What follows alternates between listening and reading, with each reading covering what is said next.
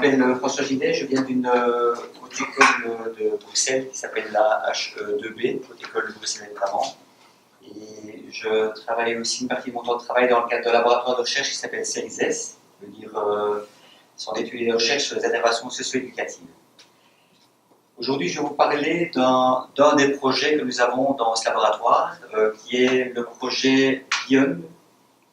Je vais d'ailleurs essayer de vous ouvrir le site internet de ce projet, parce que vous allez voir que c'est un projet qui est fort basé sur la question de l'habitat, de l'habitation, et que ce serait intéressant que nous puissions voir quelques-uns de ces projets qui sont en cours d'ailleurs, sur des constructions qui sont en train de se faire pour le moment, un peu partout en Europe, avec l'idée de réfléchir à la dimension sociale de ce que veut dire construire un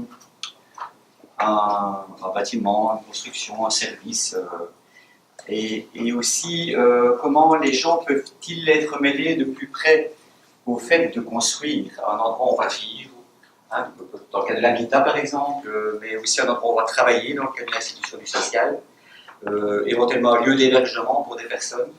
C'est un peu ça l'idée qui est à la base de ce projet. Comment, et en fait, on peut maintenant tous s'arrêter juste 30 secondes et réfléchir comment nous, dans les endroits où nous vivons, où nous travaillons, où nous habitons, où nous nous divertissons, enfin, peu importe, quel impact avons-nous sur les murs, en fait, sur le lieu, hein, si vous avez très à vous rappeler, peut-être vous vous êtes dit, tiens, ici, l'espace, je le sens bien. Voilà, les couleurs, le volume, la hauteur du lieu, la texture des revêtements, tout ça. Parfois on se sent bien dedans, parfois on se sent moins bien. Hein, il y a un impact qui peut être positif ou négatif pour toute une série de raisons. Et on se sent parfois un petit peu démuni par rapport à ça. On sent parfois, ben voilà, c'est comme ça, le bâtiment il est ainsi. Moi, je vais pas commencer à agir sur le bâtiment. Je ne suis pas architecte, je ne suis pas designer, je ne suis pas décorateur. Je n'ai pas tellement de pouvoir sur le lieu. Et dans le social, ça peut vraiment poser problème parfois. C'est qu'on peut vraiment se rendre compte qu'on est dans un endroit qui n'est pas adapté à ce qu'on veut y faire, à la manière dont on voudrait y vivre, etc. Et très souvent, vu la parcellisation de nos sociétés, vous savez, chaque savoir est relativement spécialisé. On dit, oui, ça c'est le problème des architectes, c'est le projet des designers, et nous, les gens du social, on n'a pas trop à y faire, à y dire. Alors oui, on sait qu'il y a quand même pas mal de projets qui existent, où on demande, je ne sais pas, par exemple, on veut construire une nouvelle école, on demande aux gens qui vont vivre dans cette école, les enseignants, même les enfants, éventuellement les parents de ces enfants, on leur demande comment vous verriez l'école de vos rêves. Mais très souvent, on constate quand le moment où on formule l'idée, on rêve un peu le projet comme ça, puis le moment où il va se réaliser concrètement, il y a une série de choses qui se passent qui fait que finalement, il y a un peu de distorsion entre ce qu'on avait, le projet qu'on avait pensé et le résultat qu'on obtient réellement. Et donc ce projet qui s'appelle BION, comme vous voyez, est un projet qui est mené en partenariat avec plusieurs institutions européennes. Donc. Et la caractéristique, c'est qu'il essaye de mettre en lien des institutions qui travaillent sur différents matériaux. Donc, dans chaque pays, vous voyez, on parle par exemple ici de la terre compressée, la terre comprimée, comme un matériau de construction. Là, un peu plus loin, on parle d'utiliser de la paille et de la terre. Là, on parle d'utiliser du bois cordé. Ici, on parle d'utiliser du bambou. Là, on parle carrément de la terre pisée. Là, c'est de nouveau le bambou recyclé ici. Et alors, nous arrivons là en fin de parcours comme étant une de ces institutions qui ne s'affiche pas comme le spécialiste d'un matériau. Là, on est une haute école, on forme des étudiants. La dimension de l'écologie est quand même assez présente dans notre haute école. On a un jardin autour de l'école, on essaie de temps en temps d'amener les étudiants à réfléchir à l'environnement, etc. Et on s'est rendu compte que l'intérêt de ce projet, c'était de s'associer, nous, formateurs de travailleurs sociaux et d'enseignants, notre école forme des travailleurs sociaux et des enseignants, à réfléchir à est-ce que le matériau qu'on utilise, dans lequel on vit, a un impact sur nos relations sociales? Est-ce que le bâtiment dans lequel nous sommes, finalement, n'a pas un rôle dans la manière dont les gens se comportent entre eux? Et pour vous prendre un exemple très concret dont on avait conscience, c'est que dans notre haute école à nous, par exemple, au niveau de l'acoustique, on a l'impression de perdre beaucoup d'énergie parce que l'acoustique du bâtiment, enfin des pièces, l'aménagement intérieur, n'est pas très réussi. Donc, par exemple, ce local-ci, pour nous, c'est une acoustique tout à fait valable. On a 80% de... Et voilà, on a mis des matériaux au plafond, peut-être qu'au niveau des murs, on a réfléchi, on a un revêtement du sol, qui fait que ma voix ne résonne pas. J'ai pas un micro ici, dans l'école où je travaille, effectivement, quand j'anime un atelier, ou quand je donne cours, ou quand je donne un séminaire, je dois parfois parler fort, on doit se rapprocher très fort si on veut pouvoir se parler à ce moment-là, mais sinon je suis obligé de prendre une voix un peu surjouée, là, vous voyez, ça donner trop de voix pour être compris. C'est un exemple tout simple, je crois que tout le monde peut comprendre, c'est l'impact de l'acoustique sur les relations humaines. Forcément, dans un local où le son résonne trop fort, ben, les gens sont plus tendus, on perd plus vite de l'énergie, après à 3/4 d'heure on se dit, si tu arrives à est-ce qu'on peut prendre une pause, etc. Parce qu'ils sentent que ça ne se passe pas tout à fait bien. Et donc, on a fait une des premières réunions qu'on a fait dans ce projet, ben, c'était justement d'inviter toutes les personnes des autres associations d'autres pays à venir voir et dire qu'est-ce que vous pensez de notre école. Et ils nous ont dit quelque chose de très curieux, c'est que votre école elle était très bien conçue du point de vue architecture globale, le gros œuvre, les toits, les murs, les barreaux, c'est vraiment un bon bâtiment. Par contre, ceux qui ont fait l'aménagement intérieur de ça, on se demande vraiment s'ils savaient que c'était une école qui devait aménager. Et l'exemple de l'acoustique a été pris, mais aussi l'exemple de l'isolation thermique, l'isolation acoustique entre les bâtiments, enfin, entre les pièces. Tout ça était vraiment au centre du problème. Je suis à peu près au niveau du temps de parole. 7 minutes. Voilà. Et alors, qu'est-ce qu'on fait avec ce projet? Ce qu'on fait avec ce projet, c'est qu'on organise des chantiers. Et les chantiers se passent dans les pays que vous avez vu passer là sur la carte. Donc il y en a en Italie, au Portugal, en Espagne, en Belgique, en Suède. Et dans chaque chantier, on essaie de proposer à une vingtaine de personnes de participer à la construction de quelque chose. Donc ce n'est pas une grande école comme ça, parce que le chantier dure entre 4 et 6 semaines, selon les cas. Donc on n'a pas le temps de faire un bâtiment gigantesque. Mais le but de chaque chantier, c'est de réaliser un bâtiment en utilisant chaque fois un matériau différent, avec l'idée de simplement vivre ce que c'est que de bâtir de A jusqu'à Z, et ça inclut les plans. Donc avant les 6 semaines de chantier, le groupe se réunit pour ça s'appelle le design group, on essaie ensemble de dessiner les plans de ce qu'on va construire. On organise les tâches, qui va faire quoi. On prépare les matériaux. Par exemple, le chantier dont moi je viens, c'est un chantier qui s'est passé au Portugal, où nous avons construit une petite résidence d'artistes pour une céramiquerie. Donc, un endroit où on fait de la céramique. Il se fait qu'il y a pas mal de gens qui viennent faire des stages de céramique et on ne sait pas toujours où les loger. Bon, on a construit une petite maison, il y a 4 pièces, c'est vraiment une toute petite maison. Et cette maison, on l'a construite de A jusqu'à Z. Donc,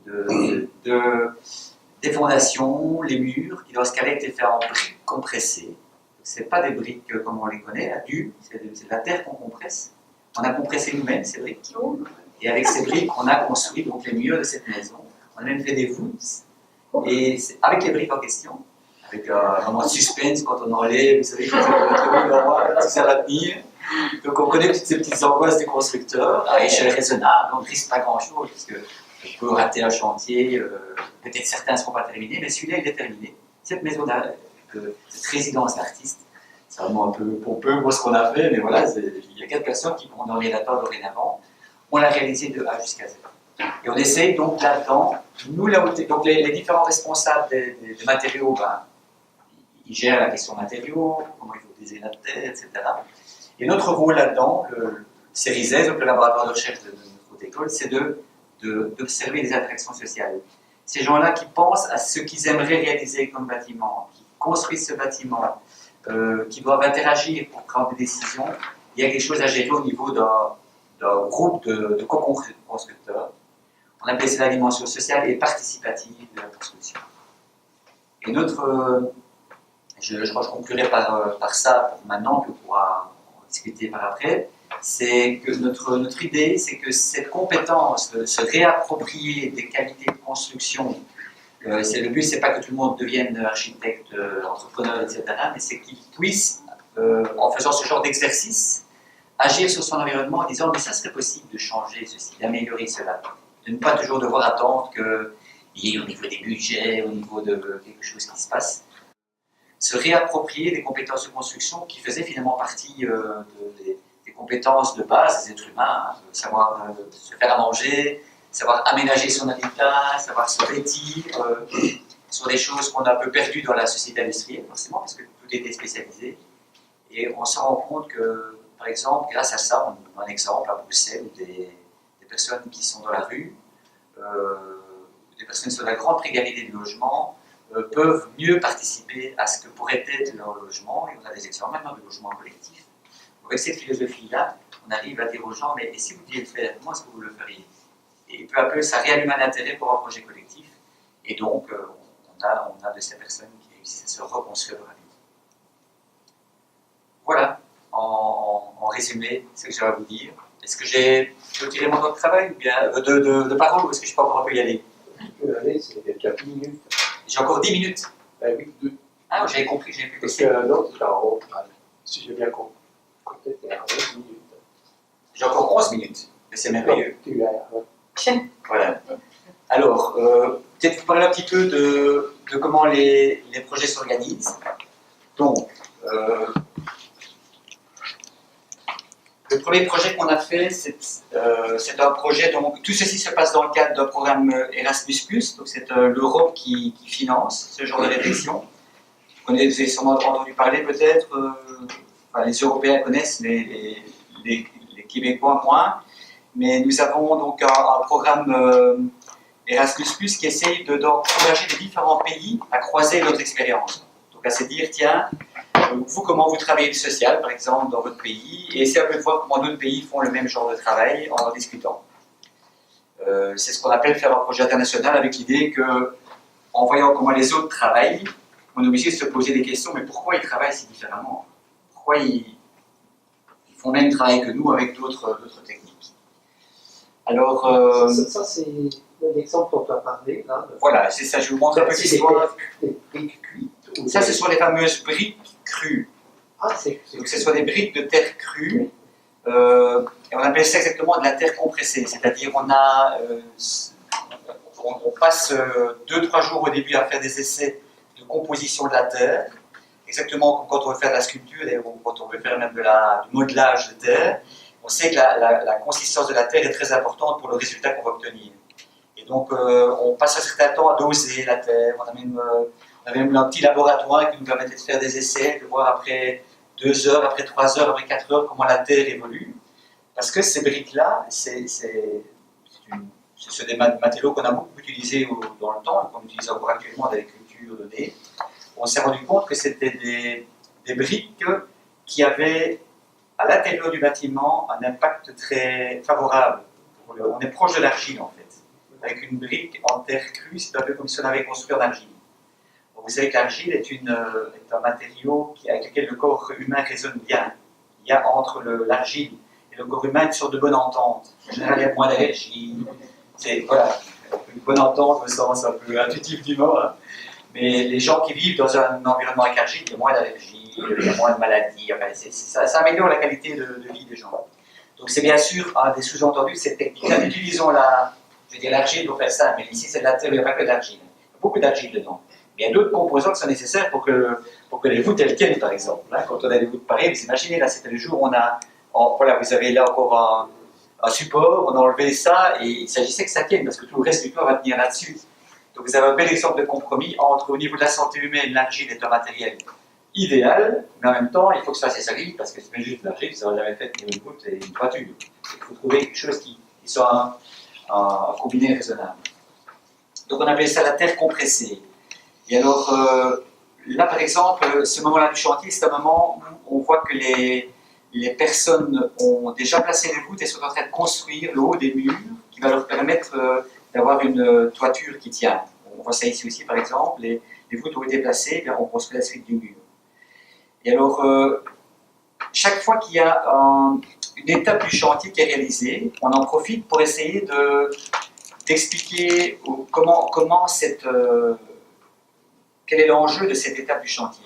Ce qui fait que les gens qui vont quitter ce chantier-là, ils partiront avec un petit manuel qui leur permet eux-mêmes de savoir les enjeux de chacune des étapes qu'ils ont vécues. Donc il y a toute une conception de la pédagogie qui est, nous allons faire ensemble Et si on a réfléchi un peu avant, puisque déjà participé au plan, hein, il n'arrive pas tout à fait naïf les sujets. N'empêche que pour ce qui est de construire de nouveau, construire des murs, construire des fondations de bâtiments, ils l'ont jamais fait. La plupart. On demande vraiment à des gens, ce pas des architectes qui participent à ça, ce sont des gens qui ont intérêt pour la construction, par exemple, parce que c'est des gens qui sont dans le social, mais ça peut être aussi des gens qui sont simplement dans un quartier, où on a envie de réaménager son quartier, par exemple. Ça peut être un comité d'habitants, ça peut être des tas de personnes qui ont l'intérêt pour le bâtiment, mais sans en être des spécialistes. Ça, c'est la condition de participation. Et donc, ces gens-là, ils vivent, ils apprennent en faisant. Ils apprennent à construire un mur en le faisant. Dans chaque projet, il y a au moins 4 ou 5 professionnels qui eux, sont bien présents. Hein. À chaque fois, 1 ou 2 architectes, 1 ou 2 designers, et puis des personnes qui sont plutôt des responsables de l'autorité locale. Parce qu'il faut une autorisation pour faire ça aussi. Donc il faut qu'on soit sûr que tout est en ordre au niveau du rapport avec l'administration. Et donc ces personnes encadrent le chantier et vont écrire des petits textes avec les participants au fur et à mesure que le chantier se fait. Quelles difficultés on a eues, comment on a résolu ces difficultés. Tiens, au début, les briques elles se fissurent un peu, qu'est-ce qu'on a fait comme erreur? On va apprendre de ces erreurs, on va écrire ça. Tiens, on avait mis un peu trop de ce matériau. Il y a l'eau ici, n'avait pas la même réaction que l'eau qu'on avait utilisée à un autre moment, une autre température, etc. Tout ça, c'est des expériences qu'on va se transmettre. Et ce petit manuel, finalement, va être à la fin du chantier un manuel qu'on peut exporter, donc on peut réamener là où on vit, dans le quartier où on est, avec les habitants qui on est, pour dire si on devait construire en terre compressée, ben, ça peut nous servir à construire. On a eu des participants qui disaient moi j'ai envie de faire un abri vélo par exemple dans une école et je sens que c'est un truc qui c'est chouette à mettre en œuvre avec des élèves. Un autre disait nous on a besoin d'un petit coin pour que les gens puissent discuter en étant dehors mais un peu à l'abri. Donc ils ont fait sur le petit auvent avec 2 murs de cette technique-là et en essayant de faire aussi une voûte qui soit au-dessus pour qu'ils puissent faire un toit qui protège le petit auvent, cet endroit à l'abri de la pluie mais à l'air libre. On se rend bien compte que leur but n'est pas de faire des grands chantiers, mais que les petits chantiers qu'ils envisagent de faire, ils pourront le faire parce qu'ils ont leur manuel, ils ont expérimenté ça une fois. Et c'est un principe pédagogique qu'on appelle TTT, c'est-à-dire train the trainer, tu entraînes quelqu'un à faire quelque chose et en même temps tu lui donnes des outils pour qu'il puisse lui-même transmettre ce qu'il a appris, en devenant lui-même formateur de ce pourquoi il était formé. Voilà un peu la philosophie de ce chantier-là. On vient de terminer donc le premier projet qui était dans la région de Porto, pas de Porto, c'est au Portugal, dans la région de Lisbonne, à une trentaine de kilomètres de Lisbonne, une petite ville qui s'appelle Montemor in Novo. Et là maintenant, on utilise bien sûr des outils de genre là, on s'envoie les informations régulièrement sur les chantiers. Hein, donc, et on a un réseau WhatsApp par exemple, dans lequel on peut aller voir les images de ce qui a été fait dans les derniers chantiers, et puis on s'envoie des messages, on se raconte l'histoire des chantiers en temps réel. Parce qu'on n'est pas tous de tous les pays, tous les chantiers en même temps. Et c'est vraiment intéressant d'observer comment ça avance, les difficultés qu'on a, comment ils ont pu réaliser leur manuel au Portugal, et maintenant un chantier commence en Italie, il a commencé il y a 2 jours. Là ils sont en train de réaliser un abri pour des SDF. En fait, c'est un banlieue de Rome, comment faire avec des SDF un abri pour SDF. Avec aussi cette stratégie d'avoir discuté avec eux des plans, de comment faire, négocier avec la ville de Rome pour savoir où est-ce qu'on pourrait le mettre, etc. Construire l'abri. Et puis après, ce qui serait intéressant, c'est aussi de discuter qu'est-ce qui devient ce lieu. Hein, j'ai commencé ma communication en vous disant on n'est pas dans un endroit où on dit si on avait pu construire ça, on n'aurait pas fait comme ça, on n'aurait pas eu cette acoustique-là, etc. Ici, pour remettre ce dire, on l'a construit comme ça, c'est ce que ça donne. L'avantage qu'on a bien pensé ça, on a bien pensé ceci, au contraire, tel aspect. Et maintenant, j'arrive au bout de mon temps de parole. Ah oui, et puis maintenant... On peut discuter. Voilà. Donc, c'est un projet, il va y en avoir d'autres, donc en Italie, un troisième va avoir lieu en Suède, au mois d'août, un quatrième à Barcelone, en Espagne, au mois de septembre. Et il restera encore 2 projets de construction qui auront lieu l'année prochaine. De nouveau en Italie, mais dans une autre région, dans la région des Pouilles, plus dans le sud. Et alors, le dernier, ce sera de nouveau au Portugal.